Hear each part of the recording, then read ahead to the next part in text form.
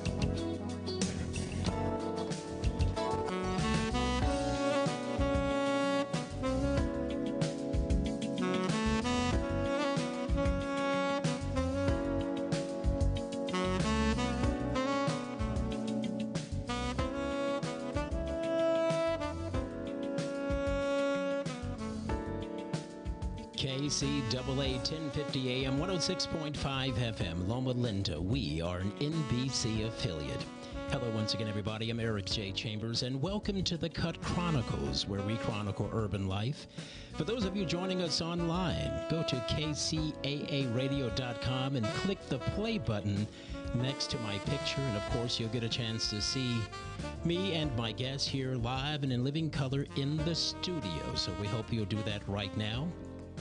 You know, nonprofits, have you ever considered creating one? And if so, what's the purpose or the reason for doing such?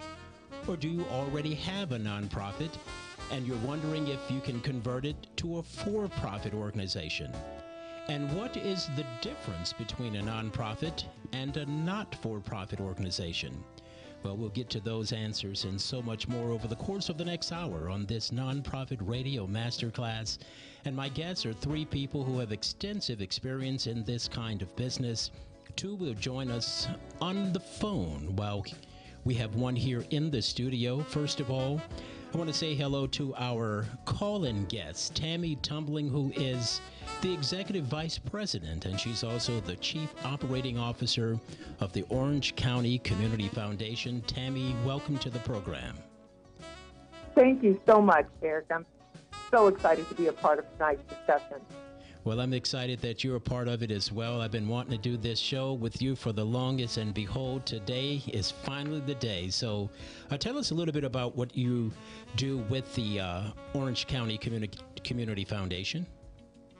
Absolutely. I'm the Executive Vice President, Chief Operating Officer here at the Orange County Community Foundation.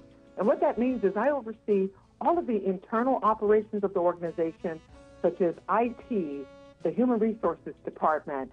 I focus on marketing, communication, new business development, and also external donor engagement or community engagement are the areas I'm responsible for. But I've also created what is called the African American Alliance Fund here for the Orange County Community Foundation after the senseless death of George Floyd, Ahmaud Arbery, and Breonna Taylor. And so not only am I running the internal operations, I spend a lot of personal time really uplifting the Black community through the Alliance Fund. Awesome. Well, we're going to be talking more about that in just a few minutes. And also Dr. Shahid Shabazz, who is a lifetime member, I should say, of Noble, and he's also part of the 100 Black Men of the Greater Washington, D.C. chapter. Are you there? Good evening, Eric, and good evening to your listening audience. And I wanted to take the time to thank you for having me on the show tonight. Well, I'm delighted to have you on the show. And tell us just briefly about Noble and also the 100 Black Men, because both of those are nonprofits that you are affiliated with.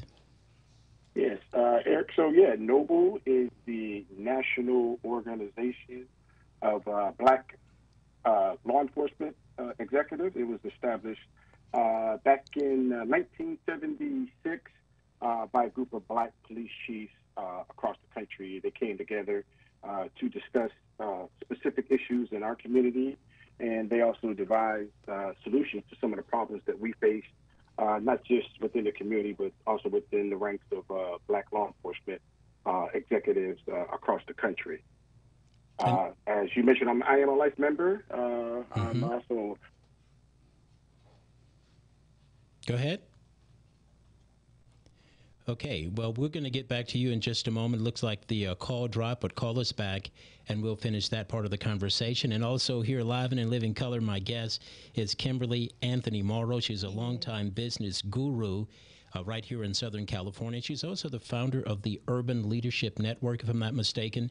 In addition to that, she has helped hundreds of people launch their nonprofits. Let's begin with you, Kim. Welcome to the program, and tell us a little bit more about your background. Hello, birthday buddy. I know. That's right. We have the same birthday, December 10th. That's right. Absolutely. Oh, my goodness. Well, first of all, before I say that, I want to say thank you for what you're doing in bringing excellence to not just podcasting, broadcasting. Yep. I've counted the Emmys and the Golden Mike, so we are sitting with broadcasting royalty here, and well, thank you. It is just wonderful to see what you're bringing, the quality and excellence that you're bringing to this community. So thank you very much, and for giving me the opportunity to speak about Urban Leadership Network and what we do with the nonprofits that we work with. I started because it's kind of a family business. And what I mean by that is that I was literally raised by my community as an emancipating foster kid. I got this community invested in me, so giving back was the least that I could do. My first professional job, if you will, in nonprofit was working with the Black Business Association, and for 10 years. Was that with Skip Cooper? That was with the incomparable Earl Skip Cooper, That's the right. second. That's right. Yes, and every day we would get several calls, people calling in to start their business, and my challenge was to forward them, don't let them off those calls until they had a way forward. And about half of those people would say something to the effect of, I don't want to make any money, I want to make a difference in the community. And that's where my nonprofit consulting started. So I've been at this game for a while, and it's really been a love affair with my community, with the people who are giving back and making our community a better place. And speaking of the community and nonprofit organizations, tell us why, Kim, it is important for people to create nonprofits. You know, you have a lot of people who want to create a nonprofit, but I think the first thing is you need to know your purpose and your reason for the nonprofit. And but expound on that a little bit for us. That is really interesting, because with the people that I champion, I do something called the P system. Okay. And I remember where I learned the P system, but this is a different P system. The first thing that I have them start with is their passion.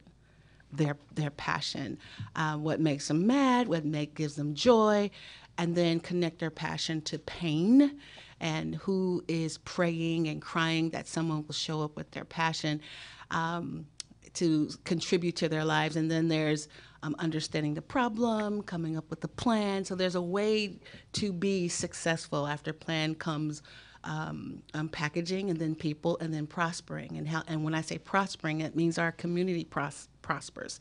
So there needs to be order. There needs to be a specific strategy and a way forward. Okay. And you have helped hundreds of people get their nonprofits up. What is usually that process?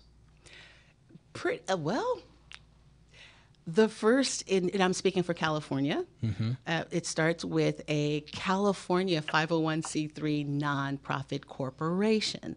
And it's actually something called a nonprofit corporation. I've had people call saying, I have an LLC and I want to start a nonprofit. Well, no, that's great that you have an LLC, but that is for for-profit activity. What you need to do is have it, not an S Corp, not a C Corp, but it is actually a 501c3 nonprofit corporation in California. Once that's done, once the state of California approves the corporation, then the EIN, or the IRS employer identification number, is Correct. Assigned. Okay. Bylaws and mission statements and things need to be brought together. And then I think the part that really intimidates people is that IRS 1023 application, where you apply to the IRS for official 501c3 designation, which means that you're tax exempt. Meaning the funding that you get in, Okay. the funding that you get in, that you receive as an organization to do the work in our community is not taxed by the federal government, which also means that at the state level, you also need to be designated as a nonprofit at the state level as well. And there's a few other processes that need to be completed at the state of California. There's the Franchise Tax Board. There's the Registry of Charitable Trusts. So it's sounding a bit kind of very technical, but that's what we've done, and it's been over 400 since we stopped counting, and we have never gotten a decline. Never, not once have we gotten a So decline. that means you know what you're doing when it comes to you filling out the paperwork and leading the people. Yes, it's an interesting thing to have an anointing in, but we love what we do. And of course, there are various different types of nonprofits, including the charitable organizations. Churches and religious organizations are nonprofits. There are private foundations, there are political organizations, and various other kinds, and especially those that deal with veterans as well.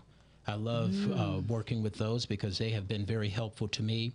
Tammy Tumbling, who is the Chief Operating Officer of the Orange County Community Foundation. Tammy, tell us more about where your organization comes underneath those different types of nonprofits. Absolutely. We come under a 501c3 non-exempt, tax-exempt organization, and we specifically focus on helping organizations get connected with very generous philanthropic donors. We spend the time setting up donor advised funds with people who want to give back to the community. We help them to write strategic plans that are specifically focused on how and where they want to give their dollars, and we connect them strategically back to grassroots areas. But the reason this is important is not only does it give a donor an opportunity to give, it also creates great tax advantages for them, but it's not just for financial or cash. We also, community foundations accept assets such as real estate, stock, you name it. Wow. If it has a value, most likely we can accept it. We even now accept Bitcoin as a form of payment that we can pass on to the grassroots community through granting on behalf of a generous donor. So we fit in the nonprofit status under the community foundation. There are private foundations, there are family foundations, there are corporate foundations, and we are a community foundation. And Tammy, do you all give money to other organizations as well? Is that part of the deal, to like smaller nonprofits? Because I know you guys are a pretty large organization in Orange County. Absolutely.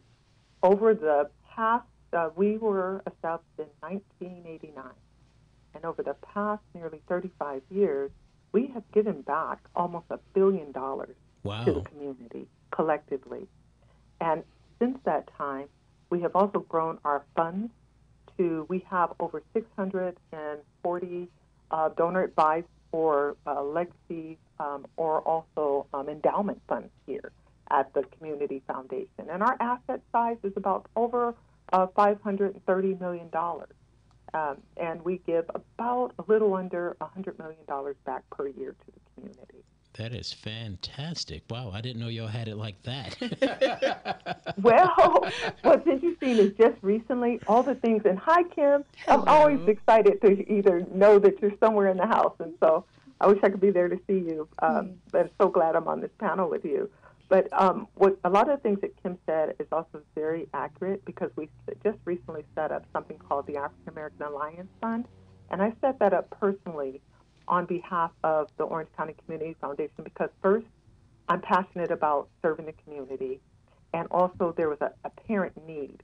So when you're thinking about setting up a fund or even a nonprofit, be very clear on what that need is by quickly assessing through engaging other community partners to see where there might be a gap so that you don't overlap with services that are already in place.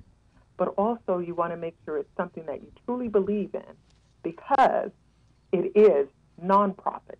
So it's not that you're getting paid a lot of money to do it.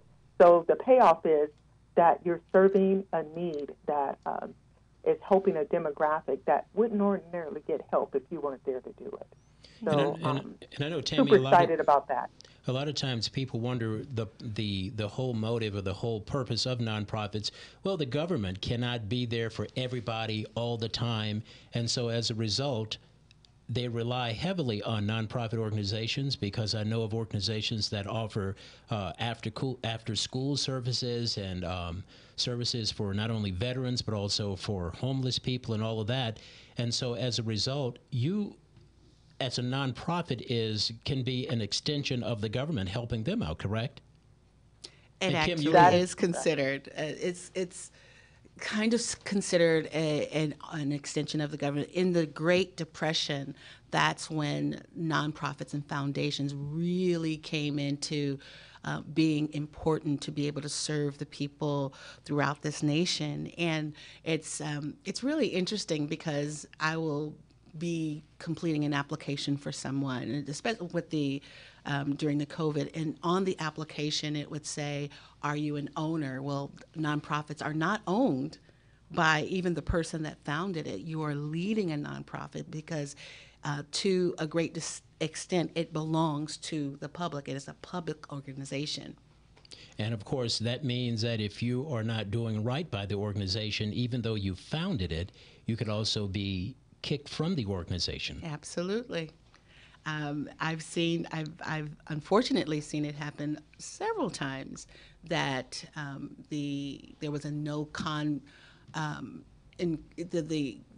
the founder of the organization or the leader of the organization there was no competence in that person, and that person was voted off of their own board. Mm-hmm. Wow. Well, it's possible. Tammy, as we await Shahid, I'm not sure if he is here? Okay. Shahid, are you there? Yes, sir. I can hear you, Eric. Okay. What would you like to add to this? Of course, you're doing things with Noble, which is the national, the organization there with black law enforcement, and of course 100 black men. Tell me, how important has it been for you to be a part of those organizations? Oh, very important, Eric, and not just has it been important, but also to hold seats at the table in terms of chairing committees and understanding the entire nonprofit process.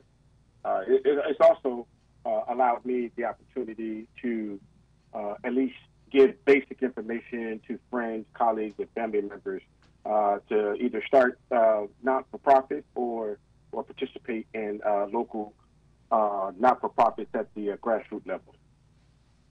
Okay, and how rewarding has it been for you to be a part of something so significant? Because we have a lot of people who are bored in life, and what they don't realize is that there are a lot of nonprofits that would gladly can use their expertise, their volunteerism, and so much more if they're looking for purpose. Because again, especially those who have retired and they're looking for something to do, man, there's no greater thing than to be able to help others, especially organizations, fulfill some of the purposes that they need in this community, right?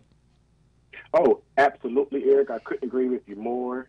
In fact, as a longtime member of the 100 Black Men of America, one of the internal things that we share is we ask you for your time, your talent, and your money in order for the program to be successful. And that's pretty much a lot of what is required from each member: our time, our talent, and our money. Okay, wonderful. You want to add to that? Well, I think that when you walk in purpose and service to our broader community, that is the best. That is the sweet spot of living, and that's when people, even if, as Ms. Tumling said, that you don't make a lot of money, but when you are walking in alignment with your purpose, and as a nonprofit leader or as a leader of a cause, there is wealth, there's spiritual wealth that comes from that as well. Okay. Well, what we're going to do is take a station break, but when we come back, we're going to talk about the difference between a nonprofit and a not-for-profit. And we're also going to talk about the fact, answer the question, can you make money? Can the CEO get paid as a part of a nonprofit organization? We'll have those answers and more, but first, a break. Back in a moment.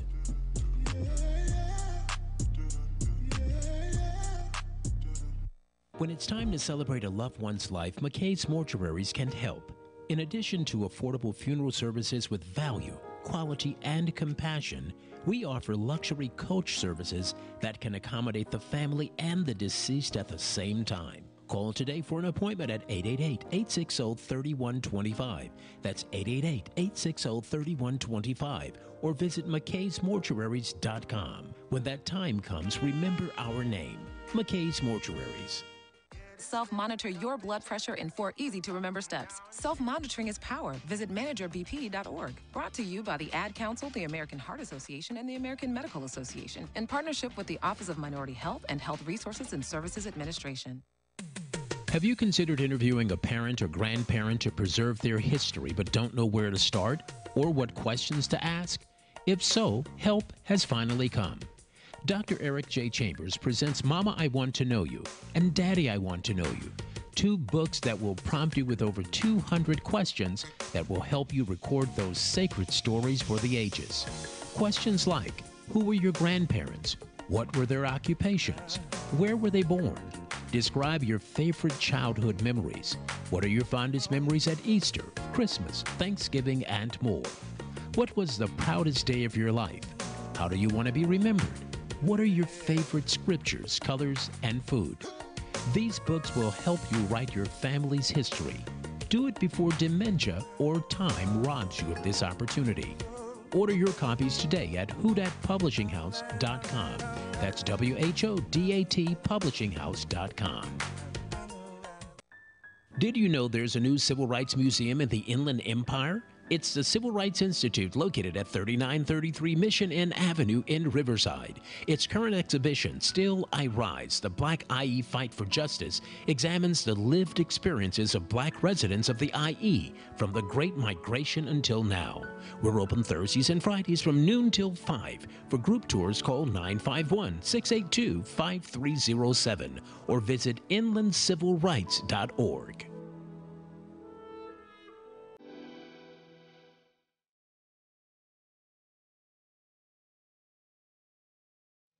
Hi, I'm Glenn Turman, and you're tuned in to the Cut Chronicles.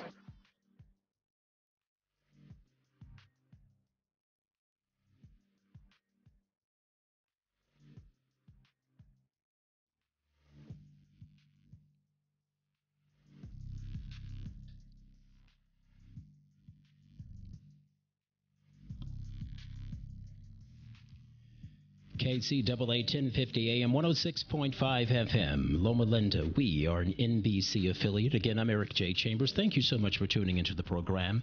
This is the Cut Chronicles, where we chronicle urban life. We're talking nonprofits as we're having a master class here on the radio tonight. Our guests are Tammy Tumbling. She's Executive Vice President and Chief Operating Officer of the Orange County Community Foundation. Dr. Shahid Shabazz, a longtime member of Noble and the 100 Black Men of the Greater Washington, D.C. area, and Kimberly Anthony Morrow, who's a longtime business guru here in Southern California, and she's the founder of the Urban Leadership Network. In addition, again, Kim has helped so many people, hundreds of people, launch their nonprofit organizations, and we're prayerful that you're getting some information that would be of great value to you if you are launching a nonprofit. Well, before we went into the break, I posed the question, what is the difference between a nonprofit and a for-profit organization? And according to the U.S. Chamber of Commerce, they said there are 4 key differences between the nonprofit and the not-for-profit. Nonprofits are formed explicitly to benefit the public good. Not-for-profits exist to fulfill an owner's organizational objectives. Nonprofits, number 2, have a separate legal entity. Not-for-profits cannot have a separate legal entity. Nonprofits run like a business and they try to earn a profit, which does not support any single member. Not-for-profits are considered recreational organizations that do not operate with the business goal of earning revenue. And nonprofits may have employees who are paid, but the paychecks do not come through fundraising, as where not-for-profits are run by volunteers. And finally, it says nonprofits are granted a 501c3 status by the Internal Revenue Service, and the not-for-profits, well, they are governed by the IRS tax code, the 501c, but depending on their purpose, they could fall under a different section like a 501c7. So, Kim, there are various forms of nonprofit status that you can get there, huh? Absolutely. Absolutely. There, for instance, the NAACP is not a 501c3. I think they're a 501c4, which is a political organization. Okay. Not for profit. So that's what that is. So that's how you determine what the whether it be a 4 or 3 or what have you. So they have different kinds of hospitals. Okay. Yes, they're in the 20s in terms of the different 501c1, 2, 3, 4, all the way into the 20s. Mm-hmm. Okay, Tammy, how about you? What are you guys? We are a 501c3 nonprofit organization. Okay. We provide services to our community. Okay. And Tammy, tell me this. What is the most significant difference between working, say, for instance, for a nonprofit and working for, say, for instance, a for-profit? I know once upon a time you worked over at Southern Cal Edison with my friend Lois Pitter Bruce, giving a shout-out to her. And I'm not sure if you did the same thing there or not, but what is the most significant difference between working for a nonprofit and a for-profit business for you? Oh, absolutely. Thank you for asking that. Yes, I was with Southern California Edison in the executive ranks. I was there for about 21 years.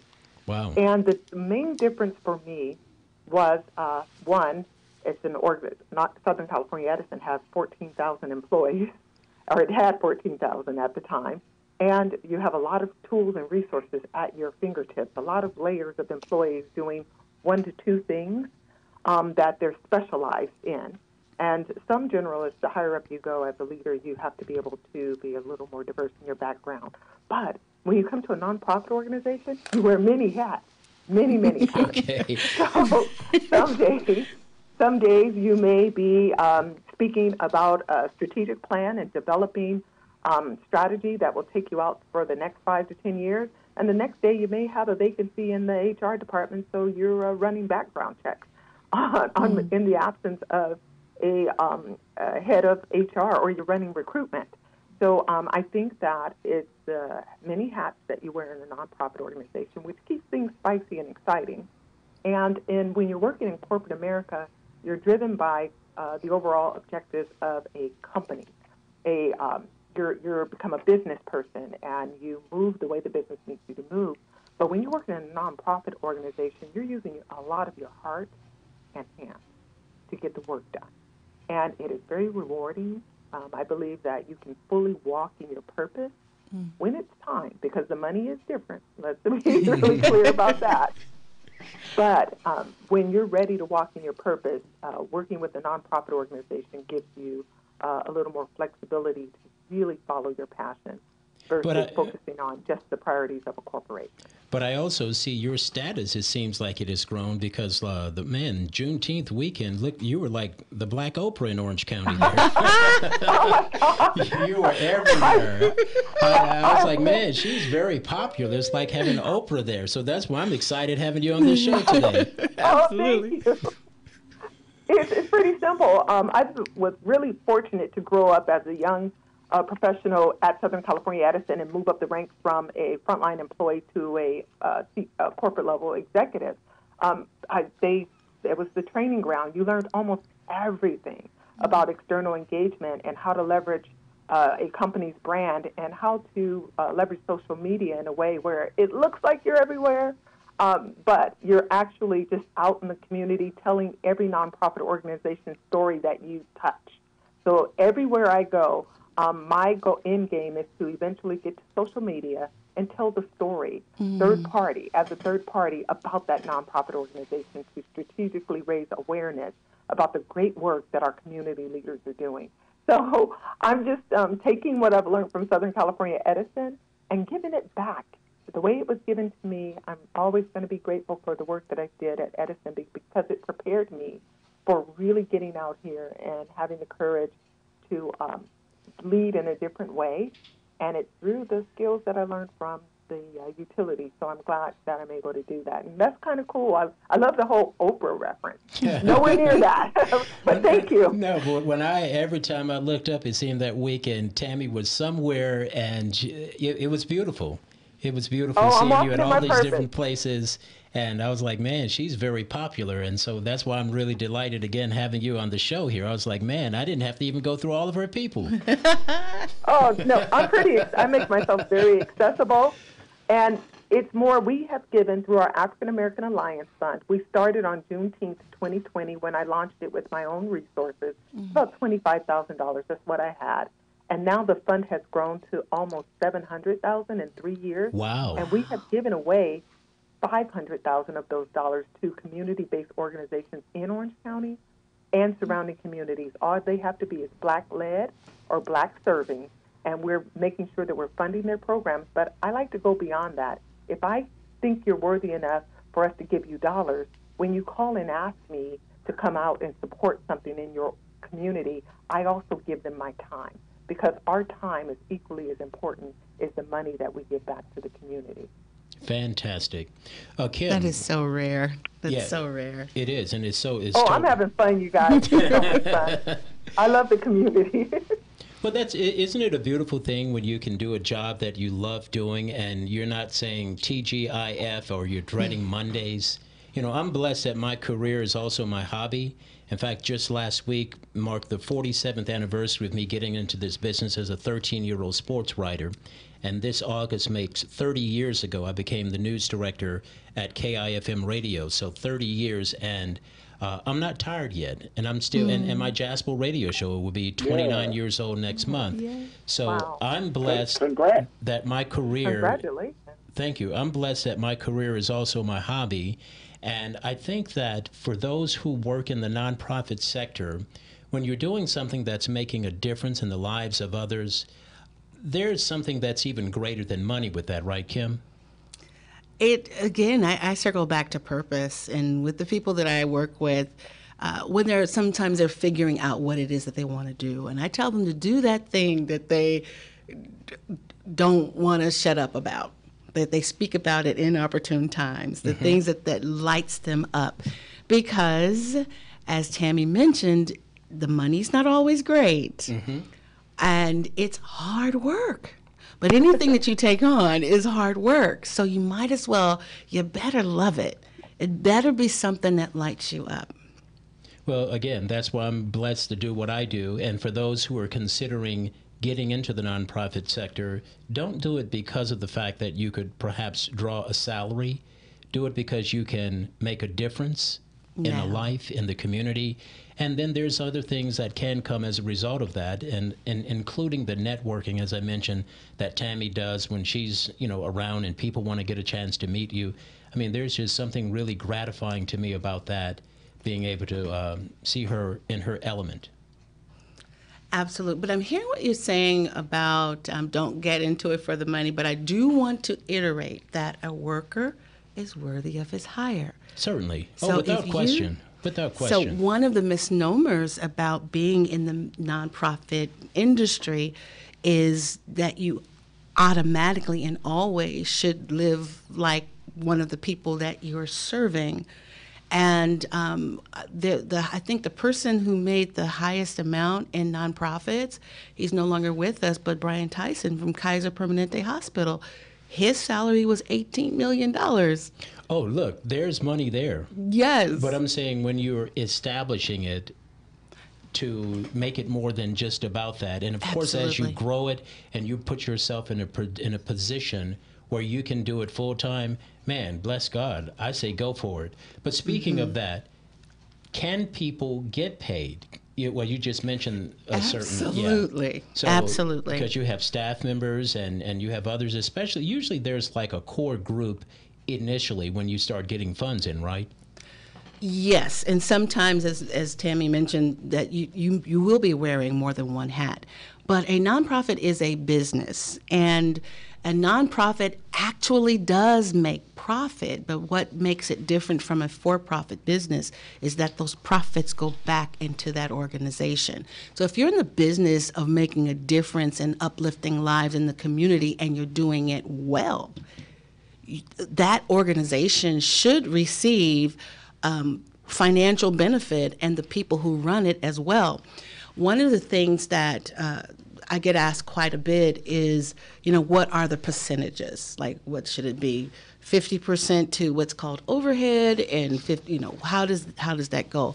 And many times, they think that all of the funding should go to the delivery of the services. But what happens when you do that, think of it this way. Say I was running a soup kitchen, and there needs to be someone who cooks the soup. There needs to be gas on and electricity on. There needs to be soup bowls, supplies. And so when they say that all of the funding should go to overhead, should go to direct services, that means that when the person comes by, they get the soup in their hands. So we need the brightest minds working for nonprofits. We need those people who are graduating from Howard and Harvard to bring their bright ideas to solving our community's most difficult problems. And if they are shackled to lower salaries, then they're going to take those brilliant ideas to corporate America and then write a check. And yes, checks are wonderful. Yep. But we need that brilliance in those ideas as well. Absolutely. Shahid, are you there? Okay. I can add to that if you'd like. Okay, why not go ahead, Tammy?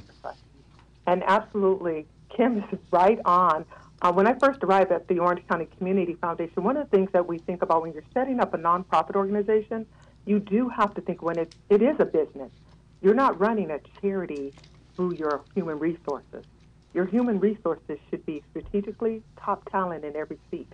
That's how you keep your head count very low.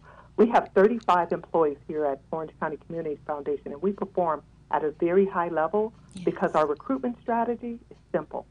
Top talent in every seat, which means that we try to make the organization very attractive to come to. We've just recruited and created a position called Director of People and Culture, because people have to be our number one priority, because we want them recruited as top talent, but we also want to retain them. And we want to make sure that every tool and resource they need to help us run an effective nonprofit business, that they have those things at their fingertips. So, right on, Kimberly, the salaries are not as high, but we make sure that our salaries are comparable through what we call a compensation study, and we make sure that our salaries are comparable to other community foundations that are performing at the level that we're performing, or the size that we are. But that's great, and I'm glad that you guys are doing that, and perhaps other organizations will get a chance to do that as well. But one of the keys to being able to do that is having solid books, correct? Because a lot of smaller nonprofit organizations, they get in trouble with their books. Tell us, Kim, how important that is. It is life and death. My sweet spot with nonprofits are I call it the first 50. And the reporting is a little easier in your first $50,000 in revenue. So I call it kind of a training wheel time. So you keep meticulous books. I don't care if it's envelopes, but write down where every dime comes from and where every dime goes. That's number one. And this is a little controversial. I don't care if you only brought in $5,000, $10,000. Find a way to get your financials audited, because it has you show up to funders, to your community, as fiscally responsible. So absolutely. The other thing is just paperwork compliance. The state of California Statement of Information, Franchise Tax Board, the I'm being real technical, 3500A. All of those, it's so disheartening. It takes 3 years of not filing your 990s with the IRS to lose your status. And something that typically, what I hear is, oh, well, we didn't make any money. So that, if that's the case, that reporting would have taken maybe 5 minutes. So being compliant is absolutely key. Another thing that people forget about in starting their nonprofits is in the state of California, there's something called the Registry of Charitable Trusts. So I haven't seen anyone lose their nonprofit status in the state of California for that, but if you're going after any funding, you need to put in that number to even access the resources, access the grant application. So compliance is key. Okay, you heard it. So it's important to be able to get someone who knows how to do the books and do them by the books so that you're not in trouble with the IRS especially, correct? Correct. Absolutely. Okay, well, we're going to take one more station break, and when we come back, we'll answer the question when it comes to nonprofits. Can you turn a nonprofit into a for-profit, and can you turn a for-profit into a nonprofit? But first, I'm Eric J., and this is The Cut Chronicles on KCAA Radio, 1050 AM, 106.5 FM. Back in a moment.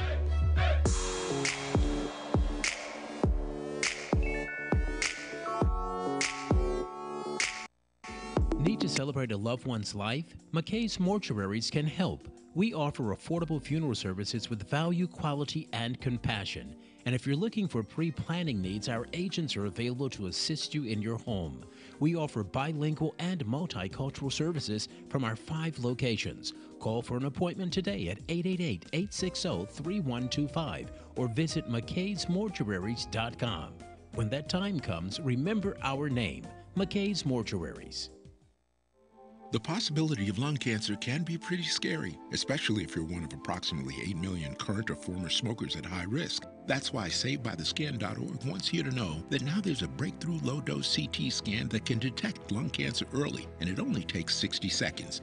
You stop smoking, now start screening. For an easy quiz to see if you're eligible, visit SaveByTheScan.org. It could save your life. SaveByTheScan.org is brought to you by the American Lung Association's Lung Force Initiative and the Ad Council. Did you know there's a new Civil Rights Museum in the Inland Empire? It's the Civil Rights Institute located at 3933 Mission Inn Avenue in Riverside. Its current exhibition, Still I Rise, The Black IE Fight for Justice, examines the lived experiences of black residents of the IE from the Great Migration until now. We're open Thursdays and Fridays from noon till 5. For group tours, call 951-682-5307 or visit inlandcivilrights.org. Yes, I set it off. Hello there, darlings. It's your girl, Vivica A. Fox here, and you are tuned in to The Cut Chronicles. Enjoy.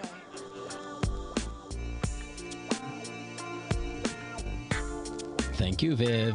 Once again, everybody, I'm Eric J. Chambers. This is The Cut Chronicles on a Monday evening, a glorious Monday evening here in Southern California. Thank you so much for tuning into the program as we're talking nonprofits with Kim Anthony Morrow, Dr. Shahid Shabazz, and Tammy Tumbling. And of course, the question that I posed before we went to this last break was, can you convert a nonprofit into a for-profit? And then this is what I got from the U.S. Chamber. Once again, it says converting a for-profit to a nonprofit is a little more difficult if you wanted to go that route, a for-profit to a nonprofit, as the IRS, well, they want to discourage businesses from making this move, to especially those who want to avoid paying taxes. It said it can be done, however, through a process that isn't so different from starting a nonprofit from scratch. So for those who are considering the possibility of going from nonprofit to a profit, it is possible, but at the same time, it is not easy for you to do it. And I'm not sure why one would want to do it, considering all of the benefits that you get as a result. What are your thoughts on that, Kim? That would be my question. Why would you want to do that? And I'm thinking it would be to take advantage of the time and the relationships that they've built as business owners. But you can just start a nonprofit and then invite people to support your nonprofit and keep the business intact, or sell the business or go out of business. But sometimes they do want to take advantage of that time. And I spoke earlier about people who've had their 501c3s revoked, and the reactivation process, what they want to do is claim all the time that they've been in. They've been in business for 20 years or 5 years. Have your website and your public relations really speak to your history. And it's not as important as just doing good work in the community. So all the work that it takes to garner the time that you've lost it, and now you want to bring it over into being a nonprofit or having a revoked nonprofit reinstated. Just get it reinstated and show your history in the community on your website, in your social media, in your public relations. And that's why it's of utmost importance that you handle your marketing and branding as professional as possible. Just because you're small, it doesn't have to appear that you are small, right? Absolutely. Because there's a lot of people out there who can do an amazing job and make your website and your branding look as if it's from some of the big boys and big girls.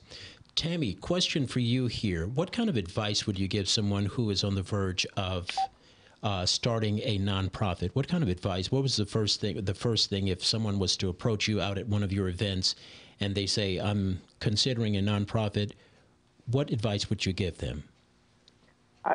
I would first ask why. I would want to listen to see if they have passion or if they're just trying to make money, because I'd let them know quickly. It has to be based on what's in your heart. But one of the first things that I would tell them is make sure you have a strong board of directors. 5 people at the least that are very committed to your mission, so that they can either, I think it was Dr. Shabazz that said, that can give either their time, their talent, or some financial resources, because they will be fiduciarily responsible for everything that happens in the nonprofit organization, and they will equally be committed to the cause if you can find the right board of directors.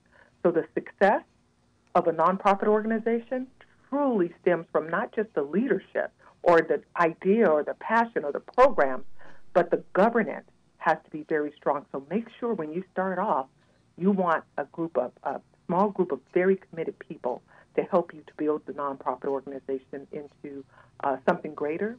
But it ultimately starts with having a good board of directors.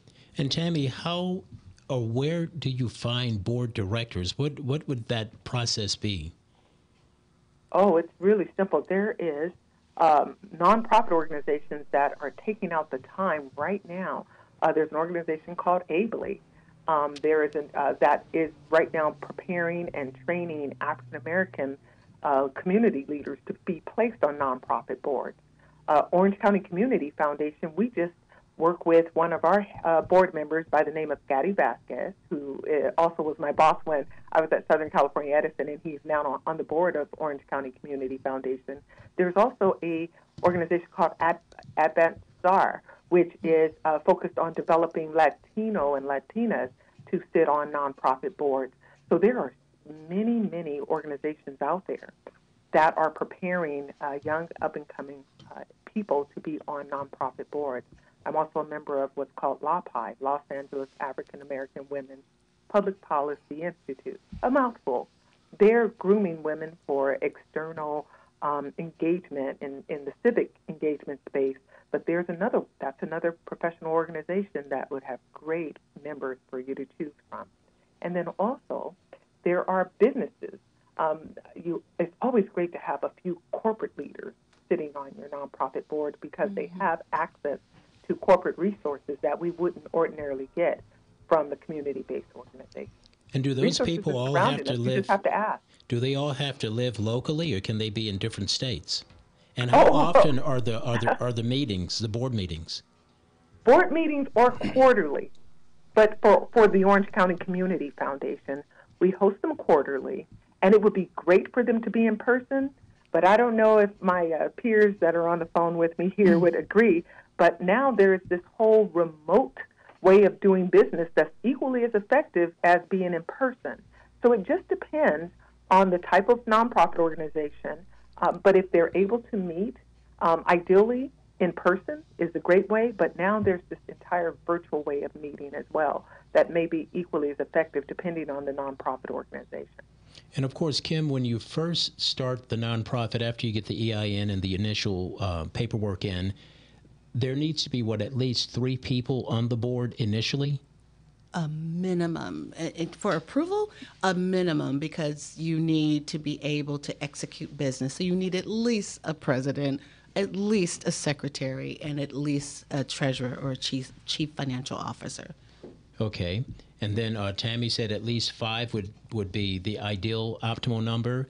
And I know there's some organizations that have far more, but it seems like the more you have, the more chaotic it can be when it comes to trying to make decisions. It depends on the leadership in the organization and the culture of that organization. Okay. Shahid, are you there? Okay, he was unable to get back in for some reason. He was calling us from Florida, and of course, you two ladies are right here in Southern California. Again, those of you just joining us, I'm Eric J. Chambers. This is the Cut Chronicles, where we chronicle urban life. We're giving a master class this evening on nonprofits, and we hope that you're being blessed by it with some of the information that we are disseminating right now. In fact, Kim helped me start up my initial nonprofit thing. I don't have the board yet, but I am creating what I call the Tubman Till Foundation. Yes. And that is named after Harriet Tubman, Mrs. Mamie Till Mobley, and her son, Emmett Lewis Till. And Mrs. Mobley was a surrogate grandmother of mine, and I already have a website up, and you can check it out at tubmantillmuseum.org. That's tubmantillmuseum.org. And so that's one of the things from the educational standpoint, because we talked about all the different service nonprofits, but there are also some from the educational that could be beneficial to the community as well, right?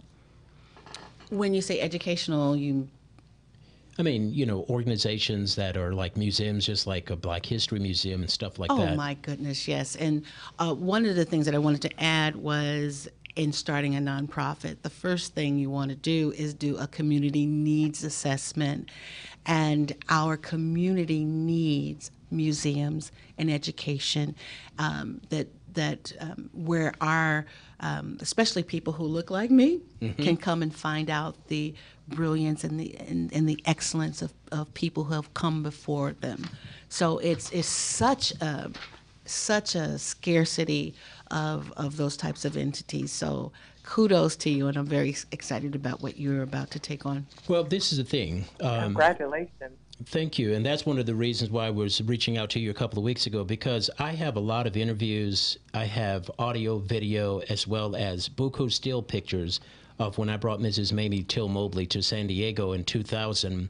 And I've had various people who also have information about her. In fact, Shahid was one of the people with me when we brought Mrs. Mobley. He was my chief of staff at that time, and he was the one who was transporting her to various places. So his picture will be in that museum as well. But nevertheless, I decided I wanted to do it so that it would immortalize, instead of offering it to like a school, because I've got another late friend who donated a whole bunch of Black memorabilia to like San Diego State University, my alma mater, as well as one of the other schools, and then they ended up selling it. And so rather than doing something like that, I want to be able to have it in one location and where it lives for the ages. Once again, everybody, Eric J. Chambers here at the Cut Chronicles with our master class on nonprofits. Our guest has been Dr. Shahid Shabazz. We lost communication with him out of Florida, but we were happy with him being able to contribute. And of course, Anthony Morrow, I should say, your final thoughts. Well, I am passionate about nonprofits because I'm passionate about our community. And if you look at the trajectory of us as a people, we as a people in this country, our family is diasporic. We take care of each other, and what better way to do it is through the business of nonprofits. So giving back and working in this industry is the very least I can do for what nonprofits invested in me. So wonderful. I'm happy to help. And Tammy, your final thoughts?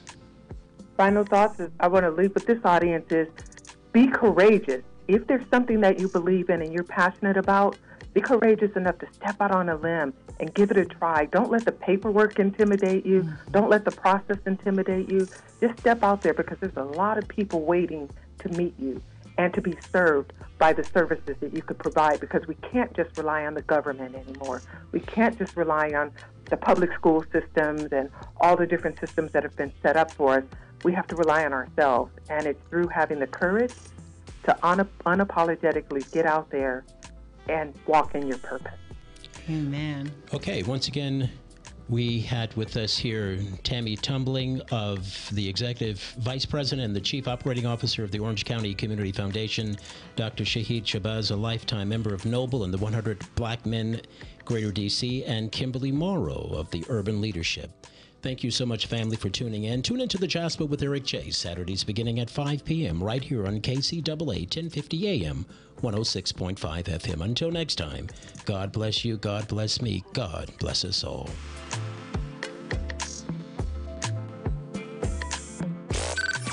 Miss your favorite show? Download the podcast at kcaaradio.com.